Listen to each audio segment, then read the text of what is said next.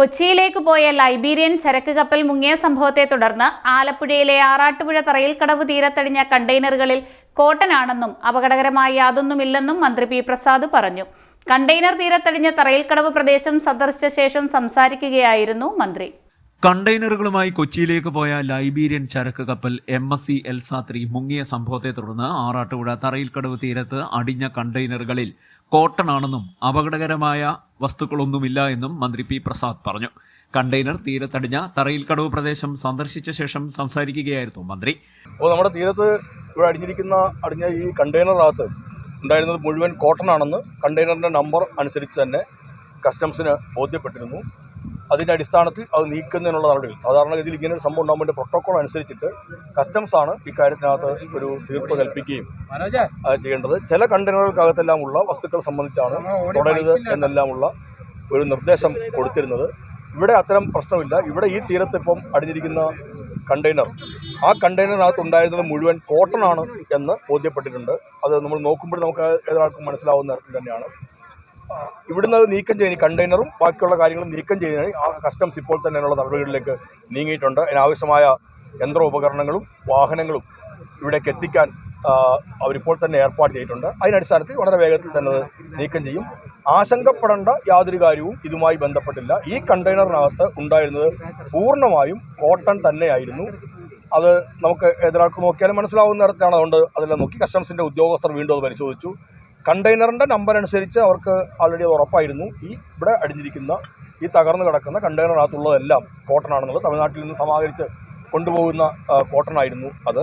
അതിനി ഇവിടുന്ന് നീക്കം ചെയ്യുക എന്നുള്ളതാണ് അടുത്ത നടപടി. വളരെ വേഗത്തിൽ തന്നെ അത് നീക്കം ചെയ്യാൻ മറ്റിടങ്ങളിലേക്ക് ചില വാഹനങ്ങളെല്ലാം പോയതിൻ്റെ ചില പ്രയാസമുണ്ട്. ഇവിടുത്തെ റോഡിൻ്റെ ചില പ്രയാസങ്ങളെല്ലാം ഉണ്ട്. അതെല്ലാം പരിഹരിച്ച് വളരെ വേഗത്തിൽ തന്നെ ഈ കോട്ടൺ കണ്ടെയ്നറിൻ്റെ ഭാഗങ്ങളും ഇവിടുന്ന് കസ്റ്റംസിൻ്റെ മുൻകൈയിൽ തന്നെ നീക്കം ചെയ്യും. അതുകൊണ്ട് ഇവിടെ നമുക്ക് യാതൊരു ആശങ്കയ്ക്കും വകയില്ല.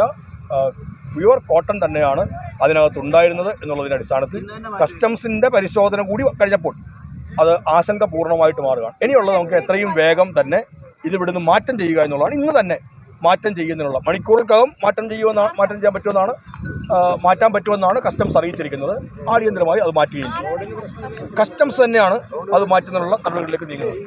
എല്ലാ തദ്ദേശ സ്വയംഭരണ സ്ഥാപനങ്ങളെയും തീരത്തുള്ള മുഴുവൻ തദ്ദേശ സ്വയംഭരണ സ്ഥാപനങ്ങളുടെയും അധ്യക്ഷരെ, അതിൻ്റെ പ്രസിഡന്റുമാരെ കാര്യം അറിയിച്ചു. ഉദ്യോഗസ്ഥരെ പ്രത്യേകമായി ചുമതലപ്പെടുത്തി. റവന്യൂ, ഫിഷറീസ്, LSTD തദ്ദേശ സ്വയംഭരണ ഉദ്യോഗസ്ഥർക്ക് പ്രത്യേകമായി അതിൽ സംയുക്തമായി കാര്യങ്ങളിൽ മേൽനോട്ടം വഹിച്ച് നടപ്പിലാക്കണമെന്ന് പറഞ്ഞിട്ടുണ്ട്. മൈക്കുകളിലൂടെ അനൗൺസ് ചെയ്ത് ആ കാര്യങ്ങൾ ജനങ്ങളിലേക്ക് എത്തിച്ചിട്ടുണ്ട്. മാധ്യമങ്ങൾ നല്ലവണ്ണം അതിൽ പങ്ക് വഹിച്ചിട്ടുണ്ട്. അങ്ങനെ എന്തെല്ലാമാണ് നമ്മൾ ചെയ്യേണ്ടത് എന്ന കാര്യത്തിൽ ഒരു നിർദ്ദേശം ആലപ്പുഴ ജില്ലയിൽ ഇതുമായി ബന്ധപ്പെട്ട എല്ലാ തദ്ദേശ സ്വയംഭരണ സ്ഥാപനങ്ങളിലും എത്തുന്ന തരത്തിലേക്ക് ഉള്ള ഇടപെടലുകൾ ജില്ലാ ഭരണകൂടത്തിന്റെ മുൻകൈയിൽ തന്നെ നടത്തിയിട്ടുണ്ട്. തീരത്തടിഞ്ഞ 2 കണ്ടെയ്നറുകളിൽ ഉണ്ടായിരുന്നത് കോട്ടണാണെന്ന് കസ്റ്റംസ് പരിശോധനയിൽ സ്ഥിരീകരിച്ചിട്ടുണ്ടെന്നും മന്ത്രി അറിയിച്ചു. കണ്ടെയ്നറുകളും അതിലുള്ള വസ്തുക്കളും നീക്കുന്നതിനാവശ്യമായ യന്ത്രോപകരണങ്ങളും വാഹനങ്ങളും എത്തിക്കുന്നുണ്ട്. ആശങ്കപ്പെടേണ്ട യാതൊരു സാഹചര്യവുമില്ല. കണ്ടെയ്നറുകളും അതിലുള്ള വസ്തുക്കളും വളരെ വേഗത്തിൽ തന്നെ നീക്കം ചെയ്യാൻ നടപടി സ്വീകരിച്ചിട്ടുണ്ടെന്നും കൊല്ലം യാർഡിലേക്കാണ് ഇത് നീക്കം ചെയ്യുന്നതെന്നും അദ്ദേഹം പറഞ്ഞു. മറ്റു ചില കണ്ടെയ്നറുകളിൽ അടങ്ങിയ വസ്തുക്കൾ സംബന്ധിച്ചാണ് തുടരുത് എന്ന രൂപത്തിൽ നിർദ്ദേശം നൽകിയിരുന്നതെന്നും മന്ത്രി പറഞ്ഞു. നിലവിൽ തീരത്തടിഞ്ഞ കണ്ടെയ്നറുകളിൽ അപകടകരമായ വസ്തുക്കളൊന്നുമില്ല. എങ്കിലും ആവശ്യമായ മുൻകരുതലുകൾ സ്വീകരിച്ചിട്ടുണ്ട്.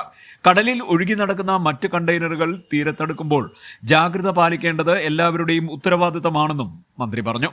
പുഴകളിലൂടെ എണ്ണപ്പാട മറ്റ് ജലാശയങ്ങളിലേക്ക് പടരാതിരിക്കാൻ ക്രമീകരണങ്ങൾ ഏർപ്പെടുത്തിയിട്ടുണ്ട്. സാമ്പിളുകൾ എടുത്ത് മലിനീകരണ നിയന്ത്രണ ബോർഡ് പരിശോധന നടത്തുന്നുണ്ട്. പരിസ്ഥിതി പ്രശ്നങ്ങളില്ലാത്ത രീതിയിൽ ഈ വിഷയം എങ്ങനെ പരിഹരിക്കാമെന്നത് സംബന്ധിച്ച് മേഖലയിലെ വിദഗ്ധരുടെ അഭിപ്രായങ്ങൾ പരിഗണിച്ച് വേണ്ട ഇടപെടലുകൾ സംസ്ഥാന സർക്കാർ നടത്തുമെന്നും ദുരന്ത നിവാരണ അതോറിറ്റിയുടെ നേതൃത്വത്തിൽ നിരീക്ഷണം തുടരുമെന്നും മന്ത്രി പറഞ്ഞു. തീരം സന്ദർശിച്ച സംഘത്തിൽ ജില്ലാ കളക്ടർ അലക്സ് വർഗീസ്, ദുരന്ത നിവാരണ വിഭാഗം deputy collector C Premji, മറ്റുദ്യോഗസ്ഥർ തുടങ്ങിയവരുണ്ടായിരുന്നു.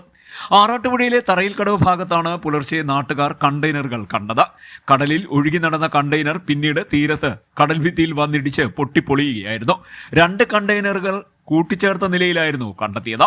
Kayamkulam DYSP ബാബുക്കുട്ടന്റെ നേതൃത്വത്തിൽ പോലീസ് സംഘം സ്ഥലത്തെത്തി നാട്ടുകാരെ നിയന്ത്രിച്ചു. ആറാട്ടുപുഴ ഗ്രാമപഞ്ചായത്ത് പ്രസിഡന്റ് N സജീവന്റെയും ജില്ലാ കളക്ടറുടെയും നേതൃത്വത്തിൽ തുടർ നടപടികൾ സ്വീകരിച്ച് മുന്നോട്ട് പോയി. CDNet news, Arattupuzha.